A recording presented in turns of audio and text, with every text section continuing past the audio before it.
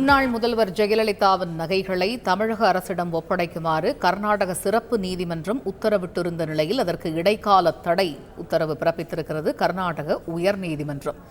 இது பற்றிய விவரங்களை எமது செய்தியாளர் பாரதிராஜா விவரிக்க கேட்போம். இடைக்கால தடை உத்தரவு பிறப்பிக்கப்பட்டதன் காரணம் என்ன பாரதி? முழு விவரங்களையும் தெரிவிங்க.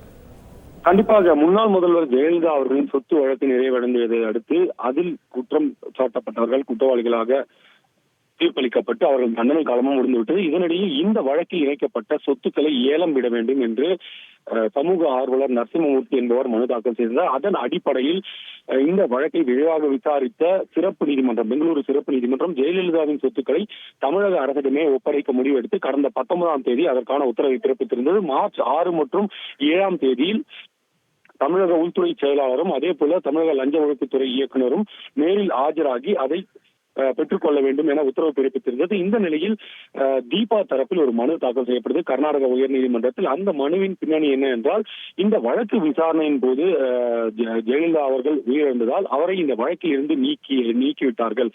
அதன் பிறகுதான் தீபா அவர்கள் வாரிசாக சென்னை உயர்நீதிமன்றம் அறிவித்தது. எனவே இந்த நகைகள் தீபாவுக்கு தான் சேர வேண்டும், இது தமிழக லஞ்ச ஒழிப்புத்துறைக்கோ அல்லது தமிழக அரசுமோ ஒப்படைக்க கூடாது என்ற மனுவை தாக்கல் செய்தார்கள். இந்த மனு இன்று கர்நாடக உயர்நீதிமன்றத்தில் நீதிபதி நவாஸ் முன்னிலையில் விசாரணைக்கு வந்தது. இந்த விசாரணையின் போது தீபா தரப்பில் ஆஜரான வழக்கறிஞர் ஒரு வழக்கில் அபேட்மெண்ட் என்பது, அதாவது வழக்கிலிருந்து நீக்கப்பட்டு விட்டார் என்றால் அவர் குற்றவாளியாகவோ அல்லது நிரபராதியாகவோ ஏதாவது ஒன்றுதான் கருதப்பட வேண்டும். நீக்கிவிட்டால் அவர் சார்ந்த எந்த விஷயங்களையும் நீதிமன்றம் கருத்தில் கொள்ளக்கூடாது. அந்த பொருட்கள் அனைத்தும் வாரிசுதாரருக்கு சேர வேண்டும் என்ற ஒரு வாதத்தை முன்வைத்தார். இந்த வாதத்தை கேட்ட பின்னர் அரசு தரப்பிடம் இதற்கு விளக்கம் அளிக்குமாறு நீதிபதி அவர்கள் கேட்டுக்கொண்ட பிறகு அரசு தரப்பு வழக்கறிஞர் கிரண் எஸ் ஜவஹி தனக்கு கால அவகாசம் வேண்டும் என்று கேட்டுக்கொண்டதன் அடிப்படையில், பதிலளிக்க கால அவகாசம் வேண்டும் என கேட்டுக்கொண்டதன் அடிப்படையில் இந்த வழக்கில் நகைகளை தமிழக அரசிடம் ஒப்படைக்கும் அந்த விஷயத்திற்கு, அந்த உத்தரவிற்கு இடைக்கால தடை உத்தரவை நீதிமன்றம் பிறப்பித்திருக்கிறது. நீதிபதி நவாஸ் அவர்கள் பிறப்பித்திருக்கிறார். தற்போது இந்த 2 மனுக்களும் தீபக் தரப்பிலும் மனு தாக்கல் செய்யப்பட்டது, தீபா தரப்பிலும் மனு தாக்கல் செய்யப்பட்டது. இந்த 2 மனுக்களையும் நீதிமன்றம் ஏற்றுக்கொள்வதாகவும் வரும் 26ஆம் தேதிக்குள் கர்நாடக அரசு வழக்கறிஞர் எஸ் ஜவஹி இந்த மனுக்கள் தொடர்பாக பதிலளிக்க வேண்டும் என்றும் கேட்டுக் கொள்ளப்பட்டிருக்கிறார். அது மட்டுமல்ல, இந்த மனுக்கள் ஏற்கப்பட்டிருப்பதால் தற்போது நாளை மற்றும் நாளை மறுநாள் தமிழக அரசிடம் ஒப்படைவதாக கூறியிருந்த பெங்களூரு சிறப்பு நீதிமன்றத்தின் உத்தரவுக்கும் இடைக்கால தடை ஏற்பட்டிருக்கிறது.